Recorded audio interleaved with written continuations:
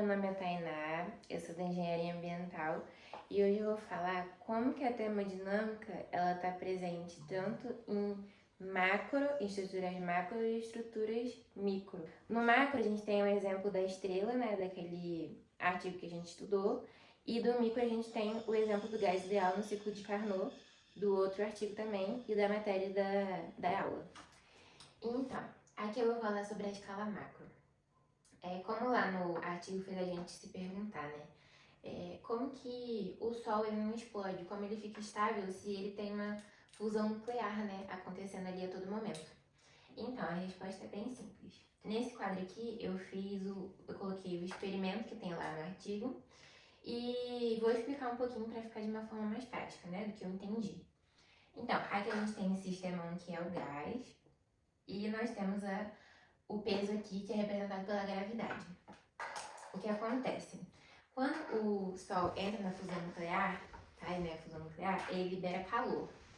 E aí a gente está representando como se fosse o gás, e quando ele libera esse calor, o gás se expande, gerando um trabalho, né?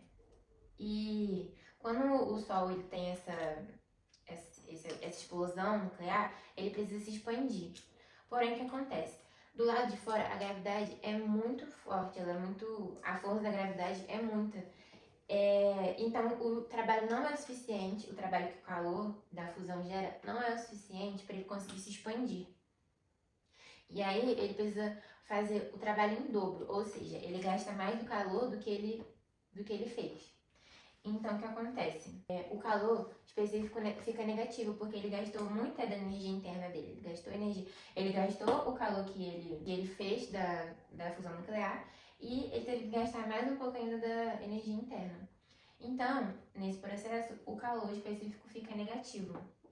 Por quê? Porque precisa de fazer uma força maior do que ele tem a capacidade para vencer a gravidade e se expandir, né, para ele ficar estável. E quando isso acontece, a temperatura ela diminui, porque como o saldo de energia ficou negativo, a temperatura da estrela caiu. E é esse processo que faz a estrela ficar estável por bilhões e bilhões de anos.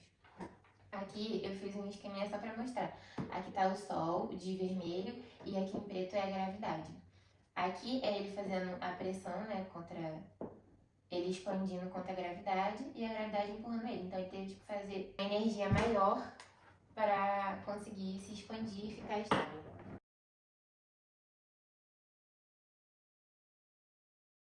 Agora eu vou falar sobre a escala micro. Agora a gente sai um pouco daquela estabilidade das estrelas e vai para o rendimento de máquinas. Aqui eu coloquei o diagrama PV e o diagrama TS, representando o ciclo de Carnot, né? Que é o maior rendimento que a gente pode ter na teoria.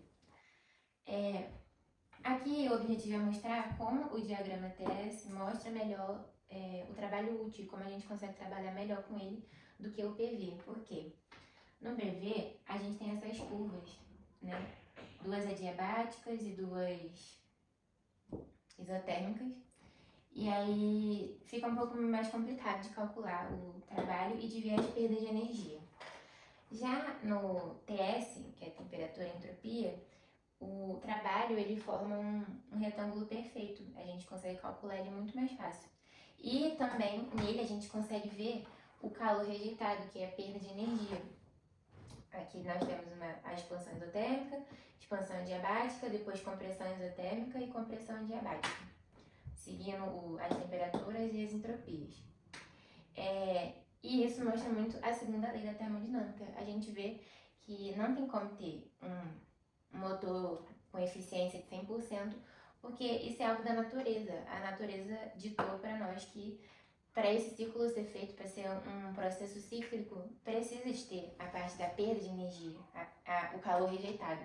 E aqui nesse diagrama, essa parte aqui, a gente consegue ver certinho, quando no PV já não fica tão assim fácil de ver. Então, eu gostei muito de ler os dois artigos. Antes de ler eles, eu não sabia como funcionavam as estrelas, como era o funcionamento, como elas ficavam estáveis. E descobrir isso foi muito legal, porque para mim era só uma reação química que acontecia lá dentro e tornava elas estáveis, mas na verdade é um balanço termodinâmico com a gravidade e tá tudo encaixado, um compensa o outro. E também sobre as máquinas, a eficiência das máquinas, né? Também não sabia, eu achava que simplesmente não tinha um motor 100% eficiente criado pelo homem, que era uma falha humana. Mas agora, na verdade, eu entendi, né? Que, na verdade, é uma coisa da natureza, tem que acontecer. Tem que haver uma perca de energia, né? Uma perda de energia. E isso é muito legal, porque a gente vê que realmente uma coisa tá atrelada à outra, uma coisa compensa a outra. Gostei muito dos artigos. Acho que agregou muito conhecimento, né? Eu não sabia dessas coisas. E é isso, tchau.